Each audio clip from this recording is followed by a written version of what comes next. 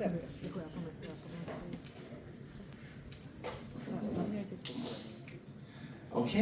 welcome back.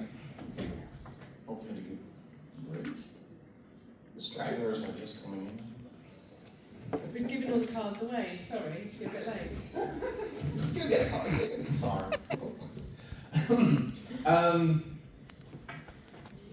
Who has an iPhone? Who has an Android? They're all AI enabled right now. I think. I don't know.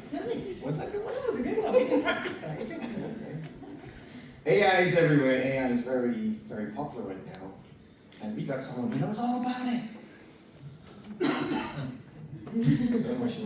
Have you got me instead? So, Erica is going to tell us about AI as your ally. And I'm very curious. Are you ready? I'm ready. Let's do it. There we go. Thank you. And before we get started, massive thank you and congratulations to Julia and the team. I'm sure everybody would just like a round of applause to say well done for such a great job.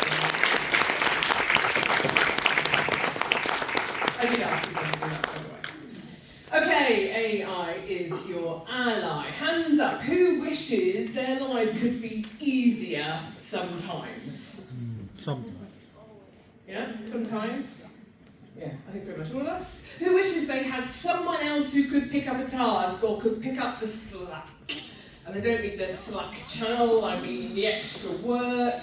Who wishes they could delegate, they had more FTE, they had more people that they could say, hey, you go and do this in this way, and this is the output I'm looking for. Yeah, I think we're all there. Who wishes they had more time and energy? I'd be surprised if there's not any hands up. Maybe one or two people hands up. God, I wish I didn't have to put my hands up for that. Absolutely. Why am I asking these questions? My name is Erica Farmer. I'm the co-founder and business director of Quantum Rise Talent Group. I'm a professional speaker. I'm a LinkedIn learning instructor.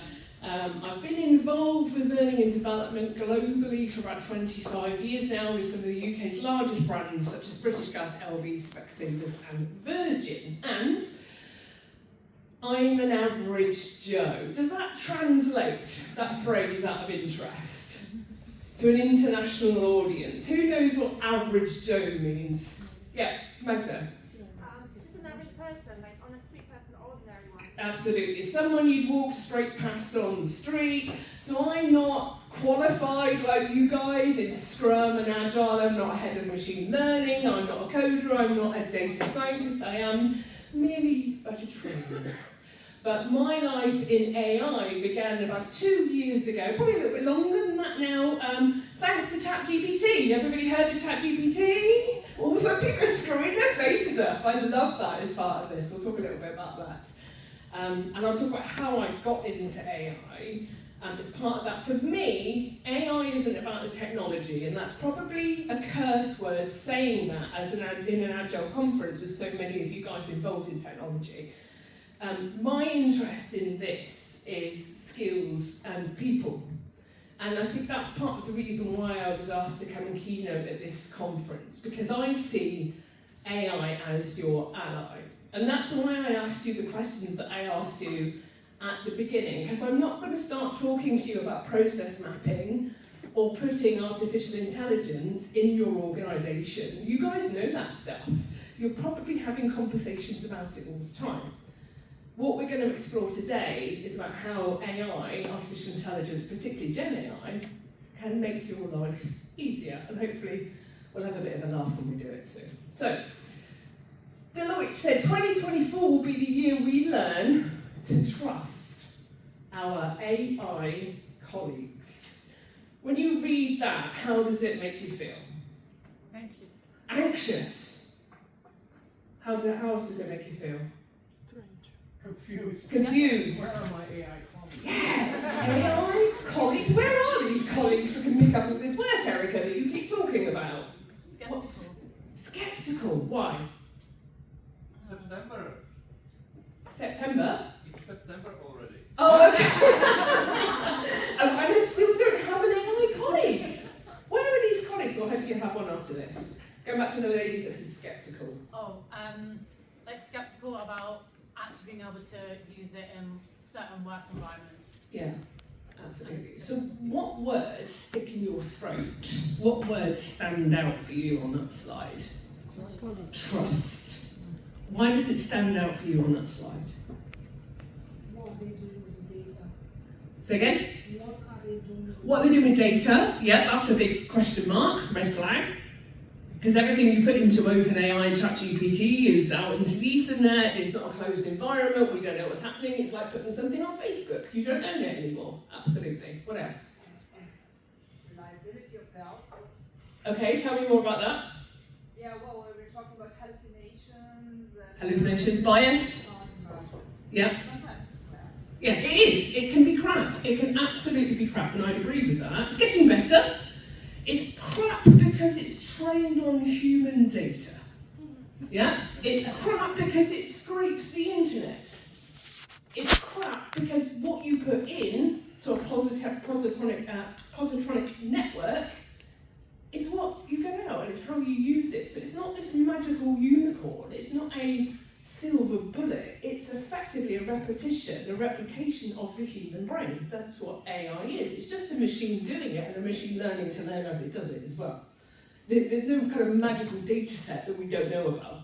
That's where this stuff comes from. So going back to this piece, absolutely, it's always the word trust and the word colleague that sticks in people's throats. Because how could we have AI as a colleague? That means working with people who aren't people. Right? That's quite a weird concept in itself. So, when I ask you this question, I want you to not think about work, I want you to think about your everyday life outside of work. What are the opportunities to use Gen AI in your day-to-day life? Or do you use it in your day-to-day life? Yes? Love that. Planning the wedding ceremony. You A star for this lady. What else? Yeah. Planning the workshop.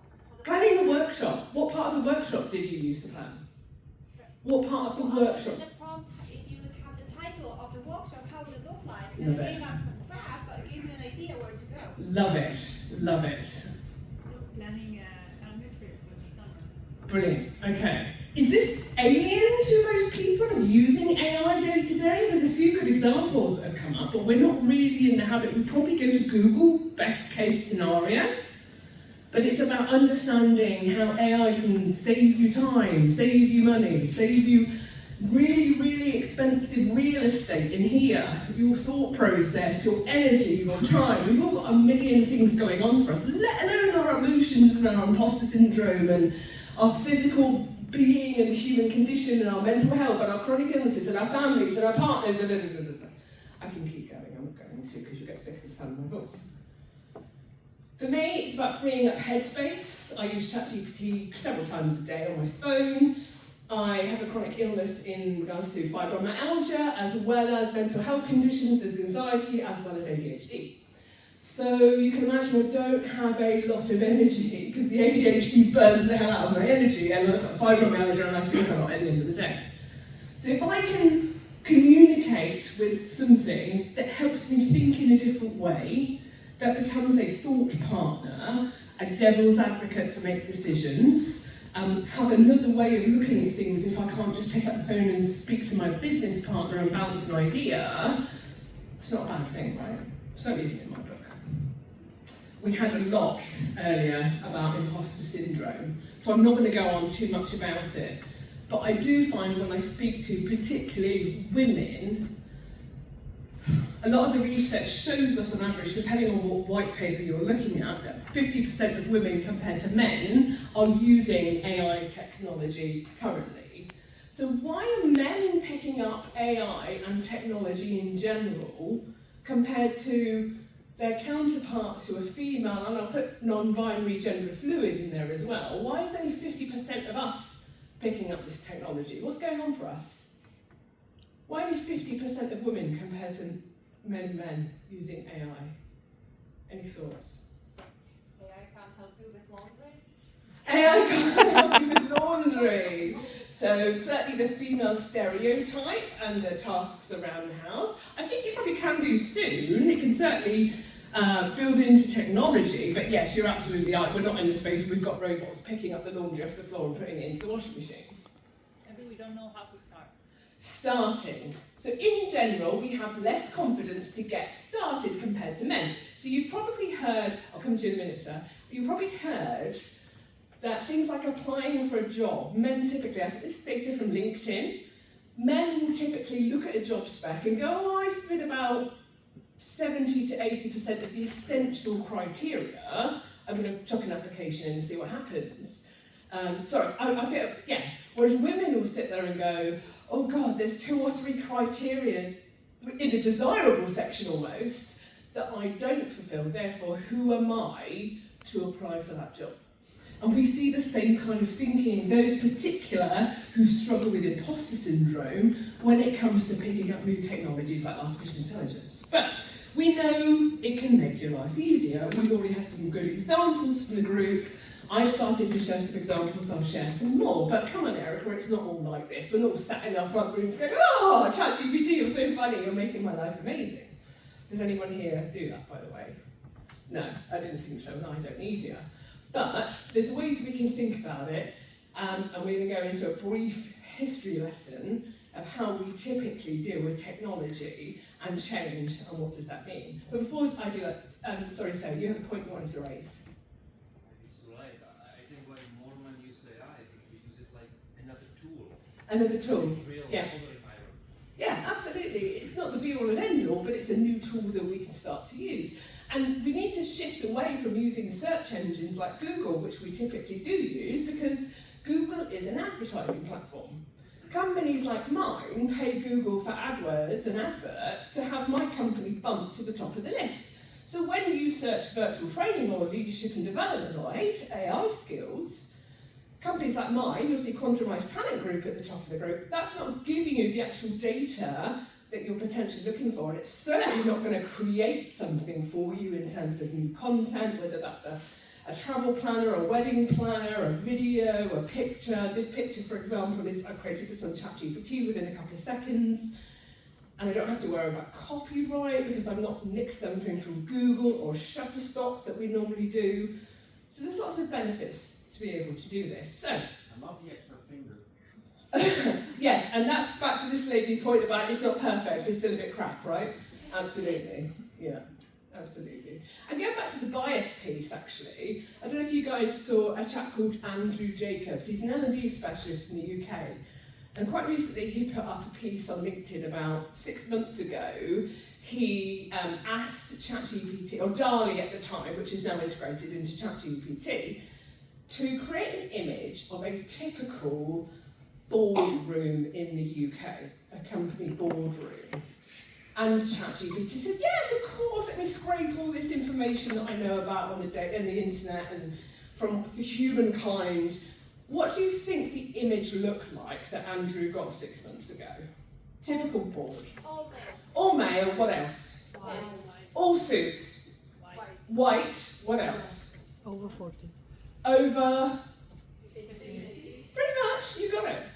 But when he re-put that prompt in, same prompt, when he reworked it, I think probably about 12 weeks ago now, what do you think he saw in regards to this second image that came up?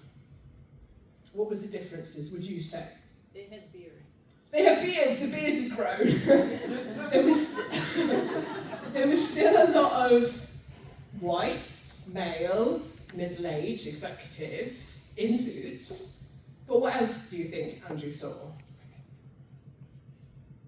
Or what would you have expected to see at that point? 6 fingers. 6 fingers? No, they didn't have 6 fingers. That was the last image. Anything else? What would you have expected? Machine learning, understanding, growing? One woman. Yeah, there was a couple of females, a couple of people of colour. That was pretty much it. So that gives you a good benchmark in terms of bias of where generative AI is right now. And I hear quite a lot in the workshops and the talks that I do that it doesn't work, it's crap, it's bias, it's that. And my challenge is always back, but it comes from people. It's not making this stuff up. Yes, it learns, but it learns from interactions that it has with the internet and humankind. So let's always remind ourselves where this stuff comes from. So, in the UK, about 20 years ago, there was a TV show called Blankety Blank. Does that translate to anybody in the room right now? No. I've got one hand up there. Okay, that's fine, I can give you the rules. So Blankety Blank was a Saturday night TV show that was hosted by one of the famous kind of hosts on BBC, and what the contestants had to do was guess the word that was in the blank. So there'd be some words that would come up on the screen, you would read the words, and then you would write down what you think the missing word is. Does that make sense to everybody? Okay, so we're going to have a game of Blankety Blank right now. So you can either come up with the word in your head, or you can write it down, whatever you'd like. But I'm going to put something on the screen, I'm going to read it out, I want you to think about what the missing word is, and then I'm going to ask you to shout it out. Is that alright? Everyone alright with that? A bit of interactivity? Okay, so, early 20th century educators believed that blank would render our brains useless, unable to perform simple mental calculations. University professors were forming protests, prophesying the fall of society. And bearing in mind we're talking about technology here. Write down the word, or think about what you think is in your head. I will count to 3, I want you to shout it out. 1, 2, 3. Calculator, I'll take the last one, absolutely, calculator. But we have them in our pockets in the form of smartphones. But back then, people were prophesying the fall of society as we know it, because we couldn't do mental calculation in our heads. Some of us can, some of us can't, but it's about freeing up that real estate, freeing up that headspace, and having technology that can help us do it. So let's think about the next one. When the printing press was invented, there was a genuine fear that easy access to blanks would make us lazy, undermine the church, and corrupt the young.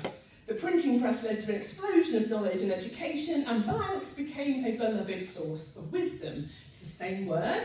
Write it down or think about it. 1, 2, 3. Books! Absolutely. And it sounds ridiculous when you hear these kind of things of how people panicked, how society behaved, when actually there's things that we don't even pick up anymore because it's gone forward, we've leapfrogged with technology.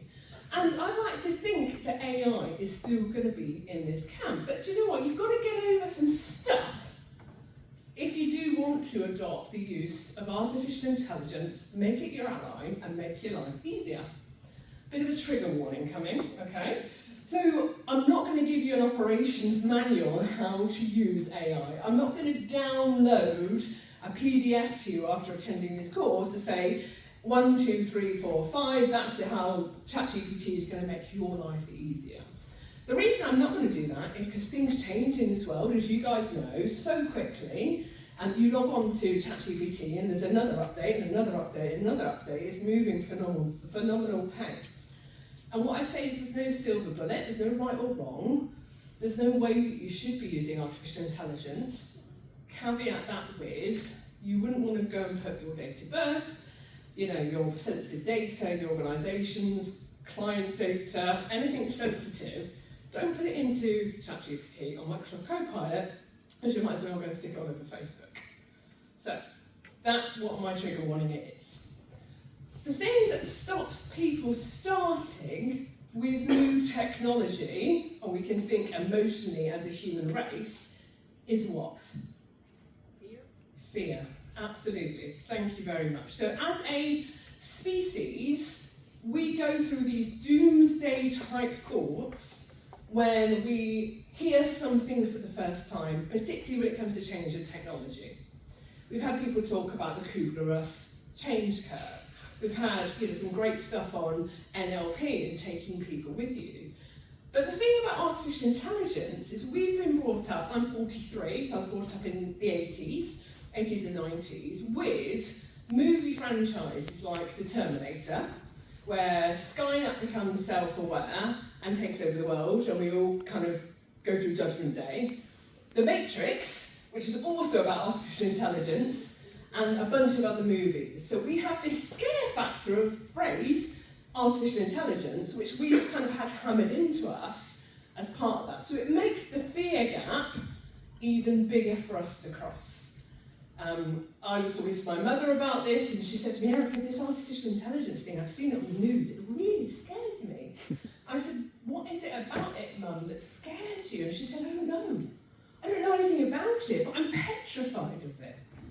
Okay, and many people sit within that camp. We know knowledge is power, and using it is power, and fear is going to stop us doing that. So, hands up, who here have children in the age range of about 10 to 16? Okay, about half the group. Let me phrase this right. Whose children are using ChatGPT or Microsoft Copilot on their phone, if they have a phone? Yeah. So those people who just put their hands up before, and assuming your kids have a smartphone, they will be using ChatGPT or Microsoft Copilot on their phone. And one thing I would ask you to do, if you haven't gone in and checked that with your kids, or you don't have access to their phone, or you don't have this conversation, go home and ask them, do they have ChatGPT or an AI app on their phone? Because I pretty much, if I was a betting woman, would say that they do. Yeah. There's ChatGPT in Snapchat. Snapchat, there you go, and most kids use Snapchat now, right? There you go, so it's already integrated into common. It's in Google, you've got Google Gemini that's just launched, that started talking to people, you've got LinkedIn, you've got Facebook, you've got Snap, pretty much most of these apps that everybody is using on smartphones will have an element of artificial intelligence. So that means data gathering.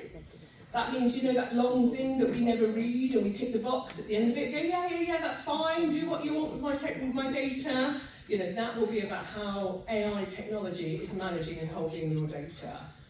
So there is a need to be concerned, but what I'm saying is you do need to cross the fear gap with your kids and with your stakeholders and with anybody else. And that means you can use it on a day-to-day basis. Who here suffers from what I call AI guilt? Everybody else is using it all the time and I don't use it.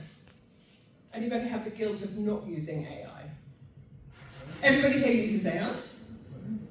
Anybody have the guilt of not using AI? Good, okay. Or a few people are, maybe. Sometimes it can feel like everybody else is doing that, or we could call it the AI shame. Everybody else is using AI and I'm not using AI and I should be using AI and I don't know what to do with it. And that then sows seeds of doubt in regards to, well, if they're using it, what should they be using it for? What should I be using it? And actually, if I'm not using it, does that mean I'm not very good? And then we go back into that imposter syndrome conversation that we had earlier. Who here has associated or heard about AI and, say, cheating? So, maybe plagiarism at universities, educational establishments, that kind of stuff. What kind of things are we picking up there in the education area and AI? What kind of things are you hearing? Writing essays. Essays, so just sticking it into ChatGPT and saying, right, off you go, and then submitting something that's been created by AI.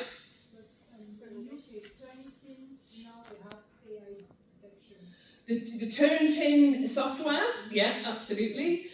The problem with that is, as soon as it captures the AI becomes more quicker. It becomes more clever. And actually, there's a lot of research to say that it has a lot of false positives. So it's picking up stuff that's not actually written by AI. So students are getting reprimanded when they haven't actually used AI. So we've kind of gone full circle. So there's software out there that's being developed, but the problem is it becomes defunct very quickly, or it has too many false positives. Anything else around education and AI? Research. Okay, as in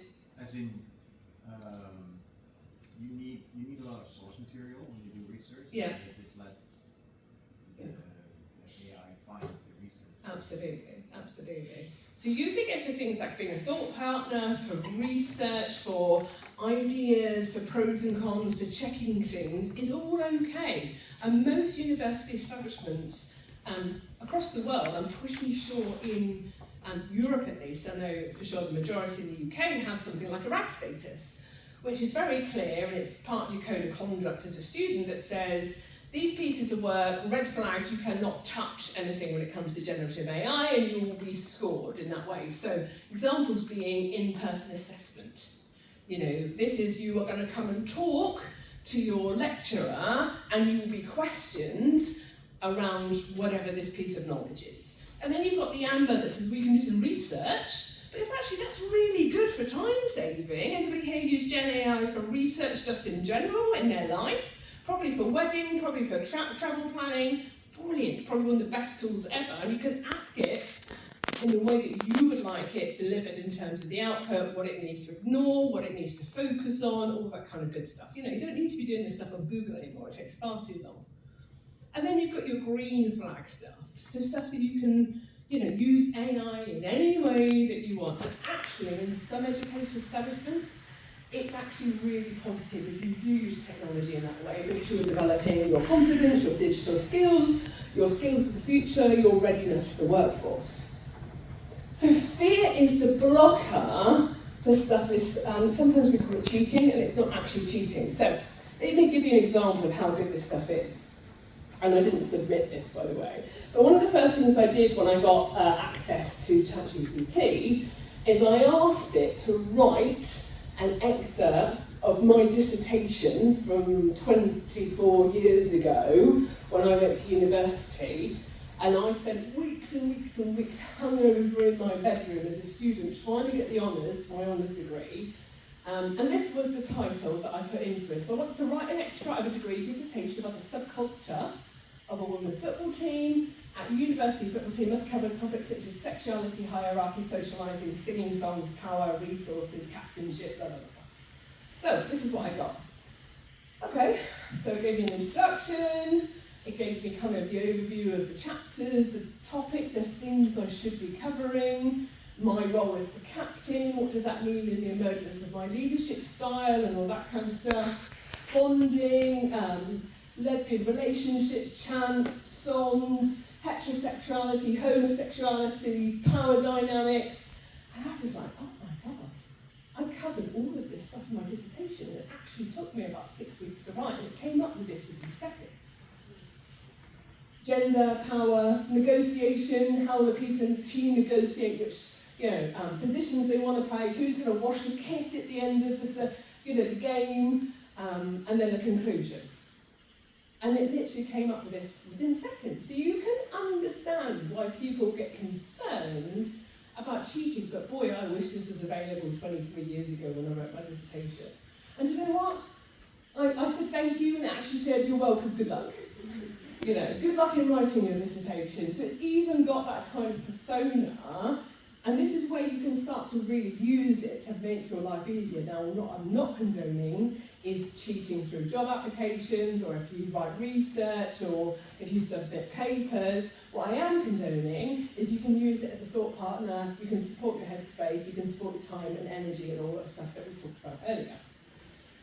So, I've talked about this already. About half of the women regularly using large language models compared to men. But women are ideally placed to make the most out of the fourth revolution, out of using artificial intelligence. We are 51% of the population for a start, so let's get rid of that figure. But why are we as women, gender fluid, non-binary people, why do I say that? Why are we well positioned to take artificial intelligence and shape it for humankind? Because that's what I'm kind of talking about here. It's a big question, isn't it?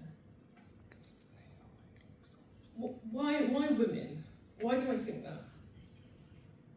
I think women are more thinking about something, what make the best of it, and try something out. Okay. It's my personal opinion. Yeah, and very valid, thank you. Absolutely, this is opinion-based, absolutely. Magda? I was thinking about having a broad perspective so we Yeah. can teach it more and not just ask for questions, but actually give more context situation-based. Yeah. And then feed it more information as well. Yeah, absolutely. So feed it more information, context-based, yeah. And if men are primarily using it, then what we're putting into it is... There you go. And so we're going to receive a male perspective. There you go. Thank you so much. All of those answers are really valid, but yeah, absolutely. So when we do say it's bias, it's crap, it's doing this right now, but it's, giving us he rather than she or they or whatever it might be, we've kind of got a responsibility to deal with that, just like the piece around sustainability, shaping it for the future. And I really want you to go away from today and be inspired by what this means. Do you know, also we're really good at storytelling as women. We're really good at making things relevant and being engaging. And I'm not saying men aren't. I'm not comparing men and women here. What I'm trying to say is let's put that new box in place that we can all look over the fence that some of us can't at the moment. That's called equity, isn't it? And actually, what does that mean from a technology perspective? So things like bringing emotion into things. And you'll see the difference with generative AI, even from a couple of months ago. It's quite emotional the way it can talk to you now. I don't know if you've tried ChatGPT recently, particularly when the voice is on the phone, it can be really conversational.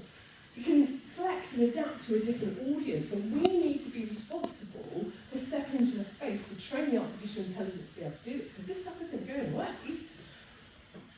So going back to my story, how did I get involved in AI, which I kind of started this with, and I haven't told you about yet, is I'm kind of the person who, if you tell me not to do something, it's like a red rag to a bull. I'm the kind of person, go on, tell me if I can't do it, and I can do it. I might take a while, I might find my own way of doing it, but I need to achieve. So I said to my business partner, Hayley, we need to learn about artificial intelligence, because we're in the digital edge tech space from a learning company perspective.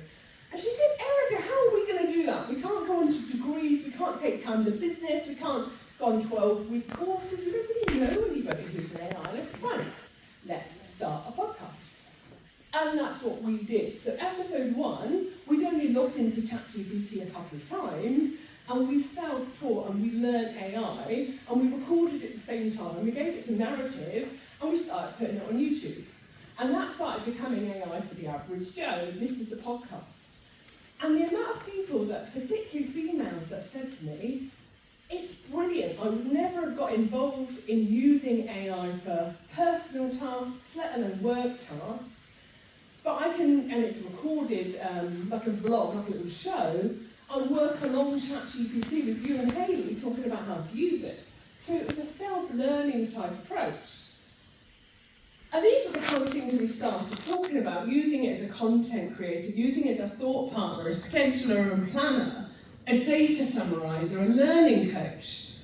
And I was kind of in my objective, business-like way of talking about this, and Hayley went, but Erica, people aren't going to connect with this on a human level. What can we do to make it human? She said, give me the weekend to think about it, and I'll come back to you and we'll record the next episode of the podcast on Monday. I said, right, you've got a deal.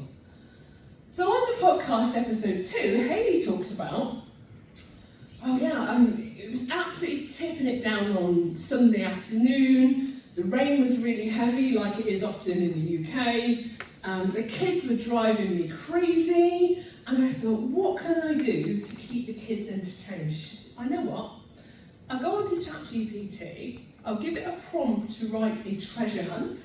You know, when you've got things for the kids to find with little clues around the house.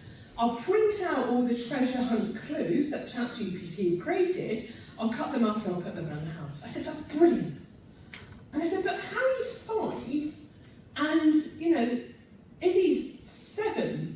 So how did you do that in terms of comprehension? She said, well, I went back onto ChatGPT, and I said, write it for a 5-year-old and write it for a 7-year-old, and then I got the clues again. And then I cut it up, and then I put it around the house.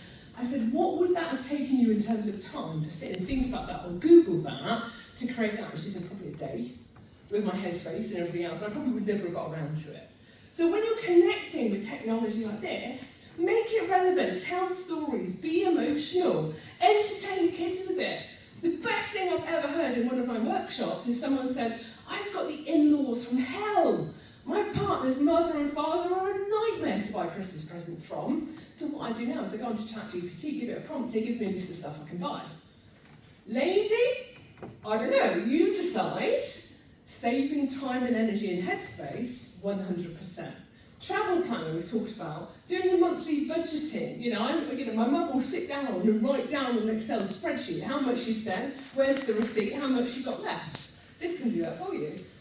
one of the things I love about ChatGPT and generative AI is I've got a bookshelf full of books that I've never read, but I think they look pretty, and I've always wanted to read Sun Tzu's Art of War. So then I asked ChatGPT to give me the top 10 points out of that book, and I feel like I've read it. Aside, lazy, I don't know, you decide. But there's different ways that you can free up your time and energy and headspace to use this stuff. And then you can work on skills that are going to help you become more competitive in the workplace, and I call them human distinctive skills. Things like creativity, clear expression. We've heard a lot about that today. We're very good at kind of dancing around each other and not saying what we really want and what we really think from people. We need to get better at that because that wastes a lot of time. Critical thinking, solving big problems, all the stuff that you guys do in scrums, using Agile in organisations, learning agility. So I don't need all this knowledge anymore that's been stuck in my head. That's my power and my resources. And I'm in learning and development, so I've got to be careful here. Actually, I don't need all this stuff anymore. Let me put that down. It's taking up headspace. This is the stuff I need to use now. And it's how quickly you can apply new skills in record time. That's learning agility. You can work on that. And applying context, because AI cannot do that at the moment. It has no soul. It has no motivation. It goes off what people feed it. That's currently the situation when it comes to AI. So how do you get started with all this, Erica? Let's go practical before we start to wrap up. Make a list of tasks that either you've been meaning to do, that will make your life easier, that will make your work life easier, that will get your partner off your back, or get your kids off your back, whatever it might be. It might be start the Christmas present list, whatever it is. List what you need to do to get to the output. So you need to go shopping, you need to go budgeting, you need to find where the shops are, the kids need to tell you what, etc., etc., etc. And then build it out with creativity and agility and problem solving and all the stuff only the human intelligence can do, because the machine intelligence can't do that stuff. So it's not about AI taking your job. It's not about someone who knows how to use AI to take your job. It's about using it as an assistant, delegating it as freeing up your headspace, freeing up your energy, making your life easier, empowering yourself, getting involved, supporting others, supporting your parents, your colleagues, your kids, your friends, whoever it might be. Fostering that culture of using AI as your colleague, your friend, your assistant, whatever word you want to put on that. And you might not be comfortable with some of those, and that's okay, that's up to you to choose what you do. But we talked about growth mindset, and there'll be some things today I've said that have probably jarred with some of you a little bit, but I want you to go away and think and reflect and think, oh, why do I feel that way about change or technology or AI or using it in my personal life or whatever it might be? Support yourself and support other people to get involved, because AI is not going away. It's going to be one of the biggest changes we see certainly in our lifetime. And you know, with the kids coming into the workforce now, they are already digital natives. So there's people you will be working with in your organisations or your own children who will be using this as part of what they do already. Don't get left behind. And dream big. What can you really do in your life to make you happier, to give you more time with your family, to be the person you want to be, to exercise more, whatever it might be? Think about what that is and what your dream is and how you can achieve it if you just outsource some of the day-to-day stuff that's taking up that headspace, energy and time. And you know what, when I was speaking to the team at Agile, Women in Agile Europe, and they asked me about what I was going to talk about in AI, I said there's got to be about women and allyship and imposter syndrome and some of the stuff that's going to fit the rest of the day. But I would be an absolute hypocrite if I didn't use ChatGPT to start thinking about that as well. So this is the prompt that I put in to get ready for this talk. Have I cheated? I don't know. You decide. You judge me on that. But I'm certainly always going to walk the walk as well as just talk the talk. So these are some of the things I've covered in this talk. I've decided that I didn't want to cover all that stuff, but it's certainly given me things to think about when I was prepping for this session. And actually, this is what I thought today would look like. This is my preemption, asking ChatGPT of what our session would look like today. So that's going to be me in the middle. So as you can see, it's not quite there yet. So the best piece of advice I can give you, just to wrap up, is just do it. Just get involved.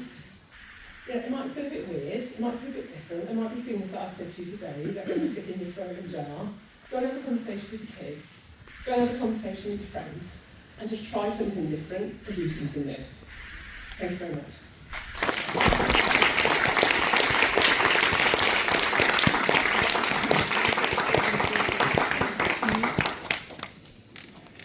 How about that? Yeah, does anyone have any questions? Okay, I'll come over. So when you say that we have to train ChatGPT, I'm sorry? to train ChatGPT, for example, to train AI? To train the AI or train AI skills? So to train ChatGPT to be more inclusive or Yes, yeah. That depends on the questions we ask. Yeah, for sure. Yeah, so machine learning and generative AI constantly builds on the input you're giving it. You can put in custom instructions, so it always does things a certain way that you want it. It scrapes the internet. It's got billions of training points which are being updated constantly. And that's why you see so many updates and different versions of ChatGPT landing, because it's growing and growing, its training points are getting bigger and bigger and bigger. So yes, that's machine learning. Hence why we have a responsibility to train it on the right stuff, right? Yeah, great question. Yeah. Can I add here? I just want to add here that when you train ChatGPT, sometimes it gives you the wrong answer. Yeah. And if you tell him, like, Or this is the correct answer, please memorize it, Yeah. and it will say memory updated. Love that. What I did with my company, for example, I said I had a separate window only related to my company, and another chat related to my personal stuff. So for my company, I actually written the mission, the vision, the values, and I said, please remember this. And it will then know them for my future questions or whatever help I need. So I think this is a good exercise to give him information and tell him to remember it. So it's a good practice. Great example, thank you. Yeah, absolutely. And that's a great example of taking responsibility for its training data as well. Absolutely.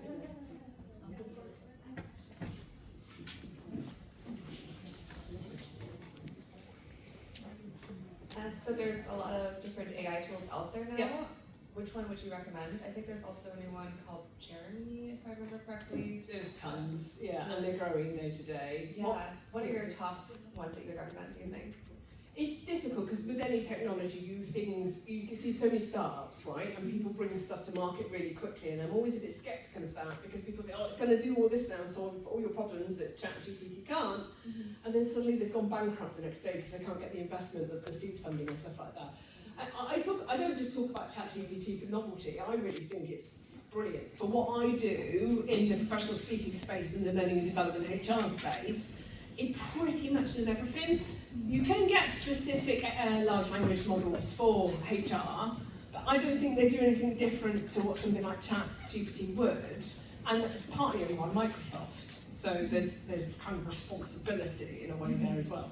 So that's probably a long way of saying ChatGPT, Copilot, Gemini would be my top three. They're all kind of quite broad range in terms of what they do things slightly differently, but like anything, it's all about the quality of the ask, of the prompts that you give it. So. Thank you. You're welcome.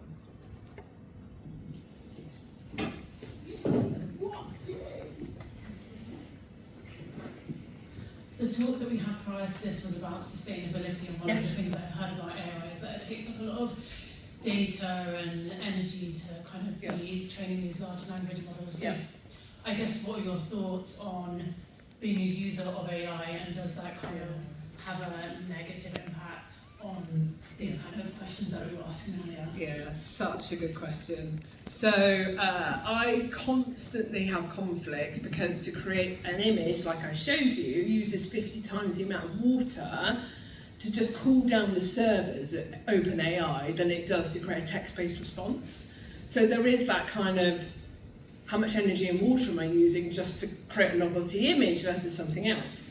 That sticks with me because I was a vegan, sustainability is important, I do what I can in that space. I guess I've kind of reconciled all of that with, so one of the podcast episodes is from the Institute of Analytics, where they do a lot of research around this stuff to make people aware. but also, as humankind, this is going to be a big answer, right? As humankind, we are not at the moment going to be able to solve climate change and global warming. So we need something to help us solve, which is probably the biggest existential crisis we are ever going to, we're going to lose where we live, effectively.